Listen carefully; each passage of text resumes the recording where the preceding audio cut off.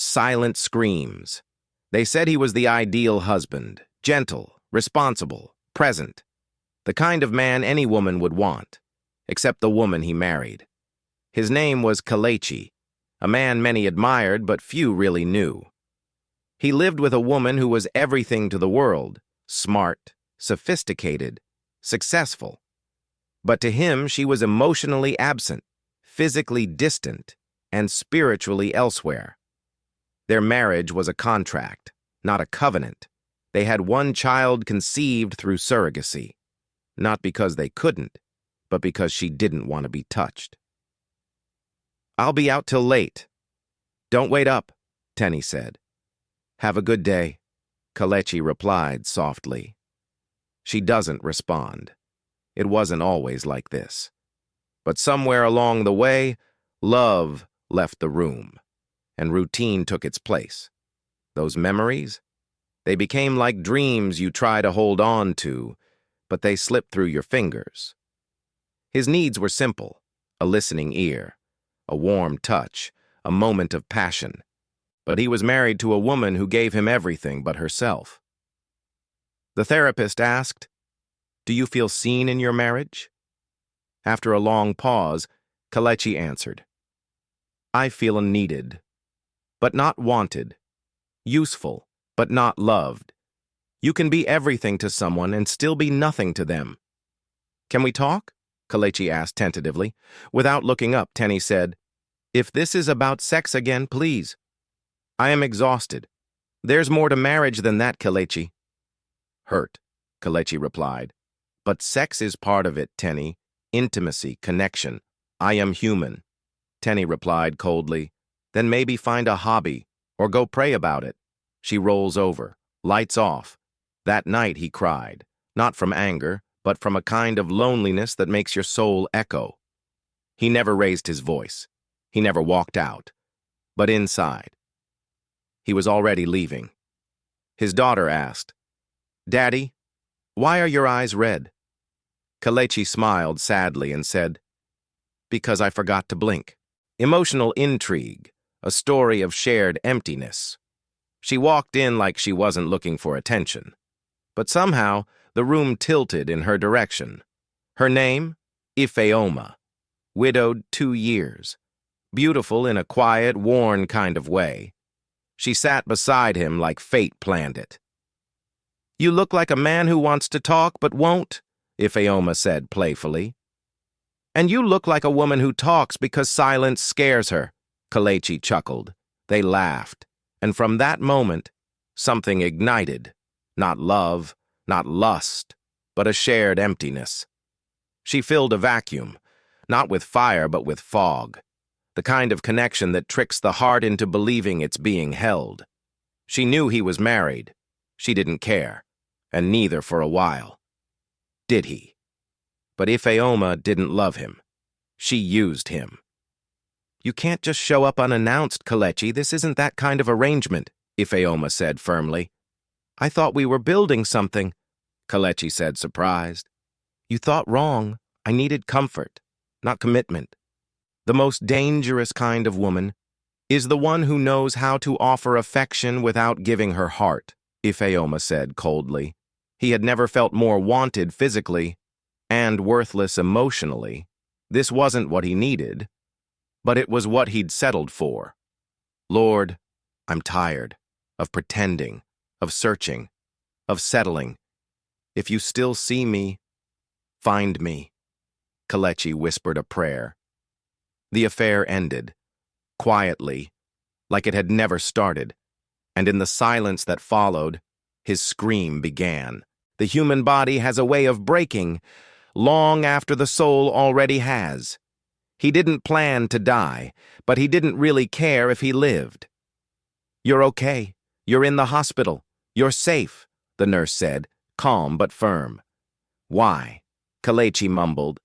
"Because someone thought your life was worth saving," the nurse answered. His name made headlines. "Man survives hit and run." But no one knew the story behind the story. Her name was Amara, a nurse, a single mother, and unknowingly the one sent to nurse not just his body, but his soul. You don't have to talk, but I'll still be here, Amara said. Why? Kelechi asked softly. Because someone stayed for me once. When I wanted to disappear, Amara replied. Do you believe broken people can be loved again? Kelechi wondered aloud. Only broken people know how to love deeply. Healing begins the moment someone sees your pain and doesn't walk away, Amara said gently. He began to smile again. Just a little. Not because he was healed, but because he was seen. Amara never pried. She just showed up. And sometimes, showing up is enough. He wasn't ready to fall in love, but he was ready to feel alive again. Thank you for everything, Kelechi said. Don't thank me yet. The best part of healing is what comes next, Amara said, smiling. She was not just his nurse. She was the unexpected calm in the middle of his storm. Her name was Amara, and unknowingly, she had become his sanctuary. Discharged and already missing that lukewarm tea, Kelechi said lightheartedly. Consider it a detox. Now go find something sweeter in life, Amara replied playfully. Any recommendations? Kelechi asked, curious. Don't tempt your nurse, Amara teased playfully. Their friendship bloomed, in texts, in silence, in inside jokes. She didn't chase him. He didn't pursue her. They just found each other. You always this kind to patients? Kelechi teased. Only the stubborn ones who pretend not to feel pain, Amara replied playfully. Touché, Kelechi acknowledged. They laugh. The kind of laughter that loosens the chest, that heals. Sometimes love doesn't arrive with fireworks. It comes in whispers and warmth. Is Uncle Kelechi your boyfriend? Amara's daughter asked, curious. No, baby. He's my friend, Amara answered gently. Then why does your face light up when he texts you? The daughter asked innocently. Neither of them wanted labels, neither needed declarations. All they wanted was the safety of each other's presence. A moment of silence, then a glance, then closeness. You're not just healing me, you're reminding me I'm still here, Kelechi said vulnerably. We're both healing, one scar at a time, Amara replied soothingly. They lean in.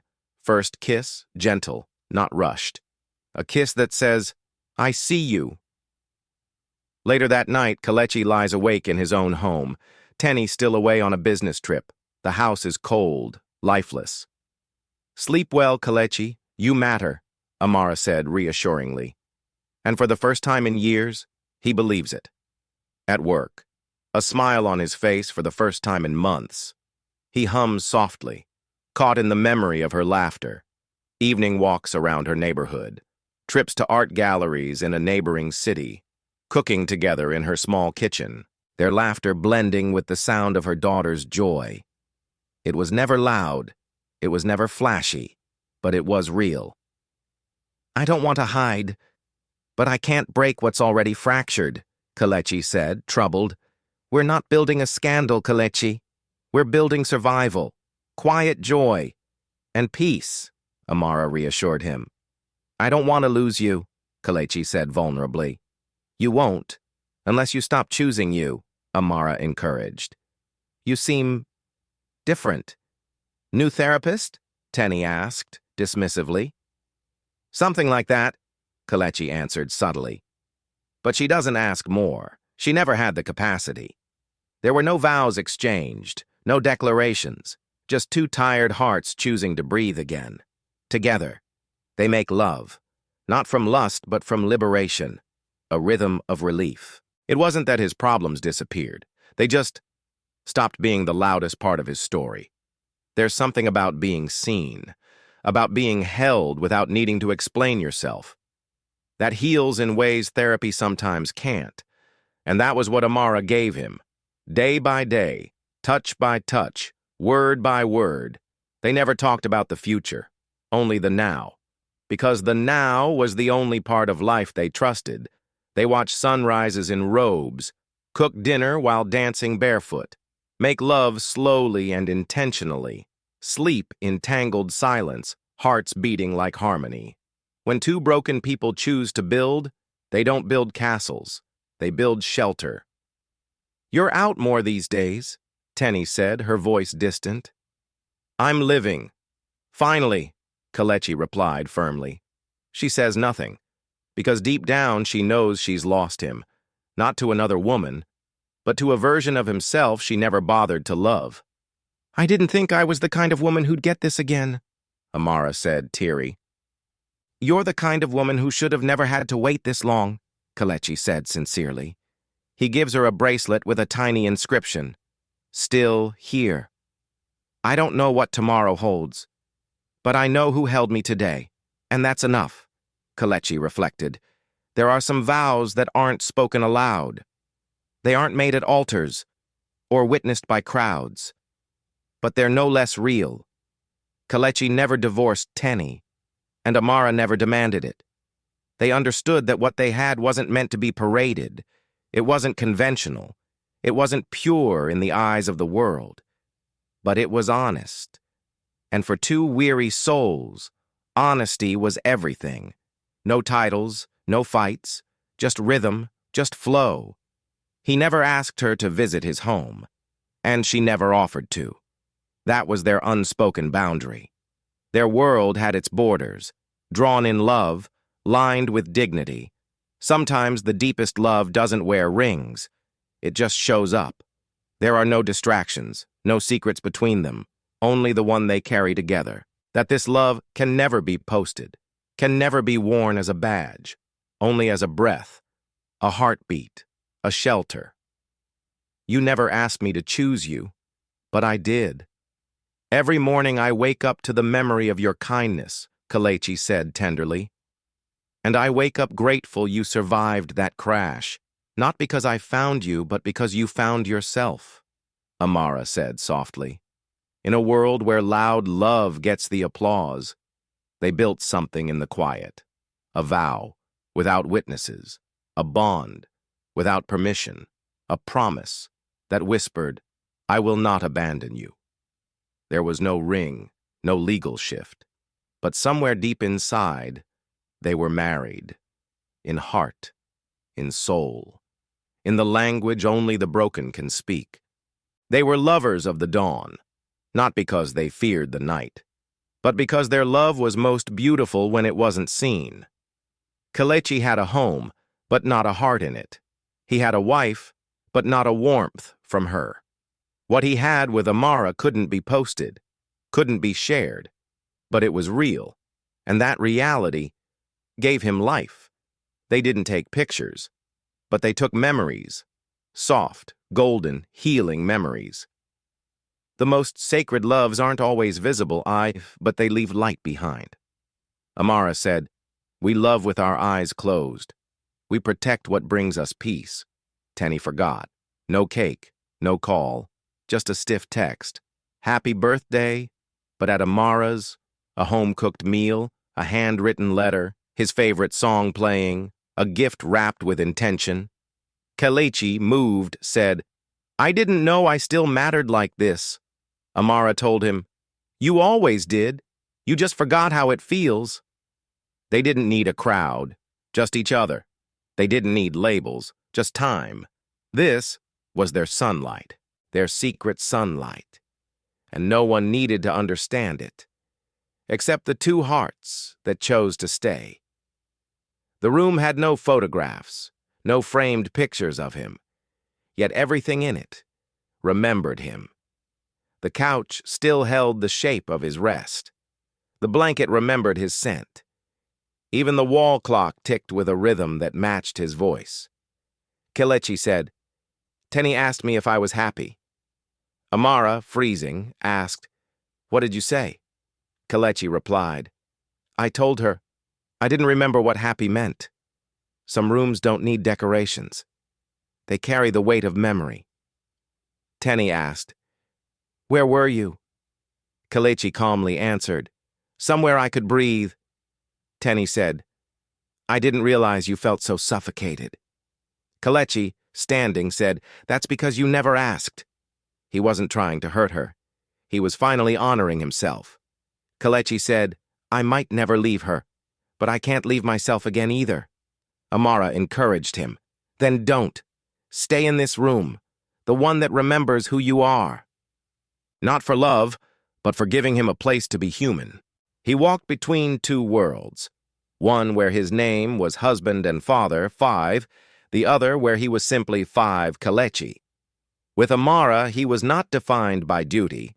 He was embraced as desire. He was needed, not for survival 5, but for presence, the voiceover said. He gave both women what they needed, but only one gave back. I sometimes wish I met you before 5 all this, Amara confessed. Maybe we wouldn't have needed each other this much if we did, Kelechi replied. They stop, look at each other, no kiss, just knowing. The heart is large enough to hold contradictions, 7 and still love purely. Are you cheating on me? Tenny asked flatly. Kelechi looks up, not startled. 7 just exhausted. No, I healing where I should FF7VE never been broken, Kelechi said. She says nothing. And that silence, 5, was her answer. You know Wefre not building a forever, Kelechi reminded her. IAFM not asking for one. IOFM just asking you to be whole 5 while Wefre here, Amara said softly. They sit in front of the fire, wrapped in one blanket. No promises, just presence. Some loves don't FT need forever to be meaningful. They just need honesty, time, and grace. And IF7V all 3 with her, Kelechi reflected. Some places you go to escape. Others you return to because they remember you 5, even when you forget yourself. Amara's apartment wasn't just a home. It was his sanctuary, his hiding place, his mirror. Every man has a space his soul wanteth let go of. This was Kelechi's, the voiceover said. It wasn't sadness. It was hunger, for connection, for someone to say, I see how hard you've free trying. Rough day? Amara asked. I did something great today, 5, and all I could think about was showing you. Kelechi nodded. She doesn't speak. She opens her arms. He falls into them. Some people aren't places 7, but they become the only place that feels like home. Kelechi sleeping on the couch while Amara places a blanket over him. Late-night cereal, both of them in socks, dancing to slow jazz. Amara tracing the scar on Kelechi's hand from the accident and whispering, You came back to life here. You'd Frey changed. You Frey 5 calmer, Tenny observed. IF7V found somewhere IFM heard 5 without raising my voice, Kelechi said quietly. She flinches. He doesn't have to apologize. He doesn't need to anymore. There were no titles, no public declarations, just presence, just heartbeats in harmony. He didn't need to write how he felt anymore. He was finally living it. There was a time he believed this kind of peace belonged to other people. Not men like him, not men who carried the weight of silence for so long. But here he was, 5 smiling without pretending, laughing without guilt. Healing doesn't have to always come through apologies. Sometimes it comes through presence, through safe arms, through mornings that don't start with dread, the voiceover said. Don't write too much. Some stories are meant to be lived, not recorded, Amara teased. Then let me live this one twice, 7 once with you, and once on the page, Kelechi smiled. Feeding each other fruit at breakfast, movie nights, legs entangled on the couch, whispered prayers over each other before bed, intimate sensual moments that aren't rushed but deeply felt. Sometimes, God sends healing not in miracles, but in people who make you believe again. Yutfree different, Yufra 5 calmer, Tenny said. Because for once, IFM loved without being drained, Kelechi said. I didn't know you needed that, Tenny said quietly. I didn't know I was allowed to, Kelechi replied. She wasn't his reward. She wasn't his escape. She was a 5 his rest. In bed, Kelechi and Amara talk in whispers. What if one day this all ends? Kelechi asked. Then we'll know that once we Silent screams, a red flags and roses special story. They didn't live in the spotlight. There were no hashtags, no matching pajamas for the gram, no anniversaries posted, but they were building something real, lasting, sacred. Some love stories aren't for the crowd. They thrive in the shadows, not because they're shameful, but because they're too precious for noise. They gave each other what years of disappointment had stolen. True love is not built in spotlight. It's laid brick by brick, in quiet corners and sacred shadows. "Daddy, why do you smile more now?" the daughter asked softly. Kelechi pauses, swallows the lump in his throat. "Because someone reminded me how," Kelechi said gently. "A key?" Amara asked, surprised. "Not to a new house, just to my heart." "You already have it. Now it's official," Kelechi replied. She cries, not because it's flashy, but because it's real, quiet, deep.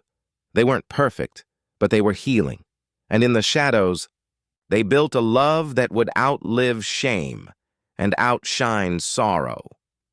"It started with a scream I couldn't say out loud, but it ends with a peace I never thought I'd find," Kelechi said softly. Once he only knew mornings filled with dread. Now. He watched the sky change colors and whispered, "Thank you," Kelechi whispered. The pain didn't vanish. The past didn't rewrite itself. But something shifted. He wasn't walking through life bruised anymore. He was walking healed. "You drew me?" Kelechi asked softly. The girl smiled and said, "You're always here, so you're part of us." His eyes well up. "Do you love her?" Tenny asked. "I love who I am when I'm with her," Kelechi answered honestly. Tenny nodded and said, "That's more than I ever gave you." They don't argue. They don't cry. They just let go. Quietly. "Do you think it's wrong?" Amara asked. "What?" Kelechi replied. "Us, how we happened," Amara explained. "Wrong things don't bring this much peace," Kelechi said sincerely. She smiles. Leans into him. They don't need to justify anymore. They simply are. He's not that man anymore. This wasn't a fairy tale. There were no castles, no dramatic proposals, no audience cheering, but there was warmth and rhythm and a kind of joy that asked for nothing but presence. Some love stories don't end with happily ever after. They continue day by day, in every small, quiet, consistent moment. That's what they built. A quiet kind of forever. "You never wear your wedding ring anymore," Amara noted. "It doesn't fit the man I've become," Kelechi said quietly. She doesn't ask for more. He doesn't explain. They sit in the comfort of mutual knowing, all stitched together into something resilient, something true. Some love isn't loud. It just lingers, quietly, tenderly, eternally. "Will you still be here next week?" the girl asked. Kelechi knelt down and replied, "I'll be here as long as you want me to be." She smiles. He lifts her backpack onto her shoulders. "No matter what the world says, this, what we've built, is the most honest thing I've ever known. Thank you for seeing the man behind the silence, for giving him a reason to stay alive. Yours, Kelechi." And for them, that was enough. No endings, no applause, just breath, just presence, just forever.